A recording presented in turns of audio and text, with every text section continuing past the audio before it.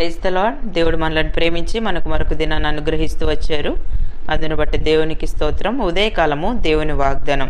ద్వితీయోపదేశకాండము 7వ అధ్యాయము 14వ వచనం. సమస్త జనముల కంటే ఎక్కువగా నీవు ఆశీర్వదింపబడుదువు. సో దేవుడు మనల్ని ప్రేమించి దినమంతటి కొరకై ఈ శ్రేష్టమైన వాగ్దానాన్ని మనకు అనుగ్రహిస్తూ వచ్చారు. సమస్త జనముల కంటే ఎక్కువగా నీవు ఆశీర్వదింపబడదు. దేవుడు సమస్త జనముల కంటే ఎక్కువగా ఆశీర్వదిస్తానని ఉదయకాలం మనకు వాగ్దానం చేస్తూ ఉన్నాడు. ఎప్పుడైతే దేవుని యొక్క మాట మనం వింటూ వస్తామో, దేవుని యొక్క విధులను మనం గైకొంటూ వస్తామో, దేవుడు చెప్పిన ప్రకారం మనం నడుచుకోవడానికి ఇష్టపడతామో, దేవుడు ఖచ్చితంగా మన ఎడల ఆయన కృప చూపించేటువంటి దేవుడు అనమాట. నీ దేవుడైన యెహోవాకు ప్రతిష్ఠిత జనం. నీ దేవుడైన యెహోవా భూమి మీదనున్న సమస్త జనముల కంటే నేను ఎక్కువగా ఎంచి నేను తనకు స్వకీయ జనముగా ఏర్పరచుకొనేను. సో దేవుడు మనల్ని తన స్వకీయ జనాంగంగా ఏర్పాటు చేసుకుంటూ వచ్చాడు. ఎప్పుడైతే దేవుని యొక్క ఆజ్ఞలు మనం గైకొంటామో, సో తన ఆజ్ఞలు అనుసరించి నడుచుకున్న వారికి ఆయన కృప చూపేటువంటి దేవుడు అనమాట. ఈ అధ్యాయంలో అనేక విషయాలు రాయబడుతూ వచ్చాయి. అయితే దేవుడు చెప్పిన మాట ప్రకారం మనం వెళ్తూ వచ్చినప్పుడు, ఆ ప్రకారం మనం జీవించడానికి ఇష్టపడుతూ వచ్చినప్పుడు, దేవుడు ఖచ్చితంగా సమస్త జనముల కంటే మనల్ని ఎక్కువగా ఆశీర్వదిస్తాడు.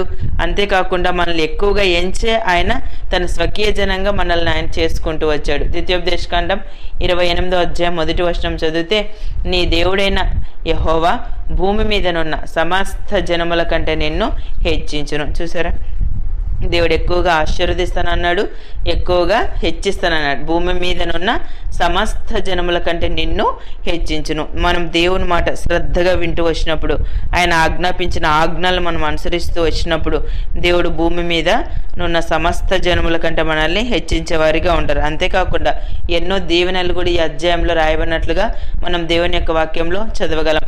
ఒక్కసారి తన స్వకీయ జనాంగంగా చేసుకున్న మన జీవితంలో ఆయన ఎంతటి ఎత్తైన స్థానానికైనా ప్రభు మనల్ని నడిపించగలడు. అంతేకాకుండా మనం చేసే ప్రయత్నాలన్నింటిలో కూడా ఆయన దీవెన కలుగునట్లు ఆజ్ఞాపించేటువంటి దేవుడు. అంత గొప్ప దేవుడు మనము సేవిస్తూ ఉన్నాం. సో ఉదయకాలం అనుకున్న పరిస్థితులను బట్టి అనుకుంటూ ఉంటాం, నేను ఎప్పుడు ఆశీర్వదించబడతాను, నేను ఎప్పుడు హెచ్చించబడతాను, నాకెప్పుడు అని మనం ఆలోచిస్తూ ఉంటాం. కానీ దేవుని యొక్క మాట ప్రకారం మనం చేయగలిగినట్లయితే దేవుడు ఖచ్చితంగా మనల్ని హెచ్చిస్తాడు, ఆశీర్వదిస్తాడు. ద్వితీయోపదేశకాండం 26వ అధ్యాయం 19వ వచనం చదివితే, సమస్త జనముల కంటే నీకు కీర్తి, ఘనత, పేరు కలుగునట్లు నిన్ను హెచ్చించును. ఓన్లీ అంటే వారికంటే వీరికంటే అని రాయబడలేదు దేవుని యొక్క వాక్యంలో. సమస్త జనముల కంటే ఎక్కువగా ఆశీర్వదిస్తానన్నాడు, సమస్త జనముల కంటే హెచ్చిస్తానన్నాడు, సమస్త జనముల కంటే నీకు కీర్తి, ఘనత, పేరు కలుగునట్లు నిన్ను హెచ్చించునని. అంటే సమస్త జనముల కన్నా ఎక్కువగా దేవుడు మనల్ని ఆశీర్వదిస్తానని ఉదయకాలం వాగ్దానం చేస్తున్నాడు. ఇది ఒకటే షరత్, దేవుడు ఆజ్ఞాపించిన వాటిని మన జీవితంలో చేయగలిగినట్లయితే దేవుడు ఖచ్చితంగా మనల్ని ఆశీర్వదిస్తాడు, హెచ్చిస్తాడు. కీర్తి, ఘనత, పేరు కలిగినట్లు ఆయన మనల్ని హెచ్చించేటువంటి దేవుడు అనమాట. ఉదయకాలం మనం దేవుని యొక్క వాక్యంలో చదువుతాం కదా, బలులు అర్పించుట కంటే మాట వినుట శ్రేష్టం. దేవుని యొక్క మాట వినడంలో ఉన్న శ్రేష్టతను మనం గ్రహించినట్లయితే ఖచ్చితంగా ఆయన మాట మనం వింటాం. ఆయన మాట ప్రకారం మనం చేయగలిగినట్లయితే దేవుడు తప్పకుండా మనల్ని ఆశీర్వదిస్తాడు. ఈ ఉదయకాలం నువ్వు చేస్తున్నటువంటి బిజినెస్లో నువ్వు ఒకవేళ లాస్ అయ్యి నేను ఎప్పుడు ఈ విధంగా ఆశీర్వదింపబడతానని ఆలోచిస్తూ ఉన్నావేమో, నీకున్నటువంటి కష్టార్జితాన్ని నువ్వు సరిగా అనుభవించలేకపోతా ఉన్నావేమో, నేను ఏంటి నా జీవితంలో ఈ పేదరికం, ఏంటి నా జీవితంలో ఈ ఆర్థిక ఇబ్బందులు, ఏంటి నా జీవితం ఇలాగా, ఎప్పుడు నేను ఆశీర్వదింపబడతాను. దేవుని యొక్క వాక్యం మనం చదువుతాం, కానీ దాన్ని మన జీవితానికి అన్వయించుకోలేనప్పుడు మన జీవితంలో ఆశీర్వాదాన్ని కూడా మనము అనుభవించలేం. దేవుని మాట ఎప్పుడైతే మనం వింటామో, మనసారా దాన్ని ఎప్పుడైతే మనం గైకొంటామో, దేవుడు కూడా మనస్ఫూర్తిగా మనల్ని ఆశీర్వదిస్తాడు. అది కూడా మామూలుగా కాదు, సమస్త జనముల కంటే.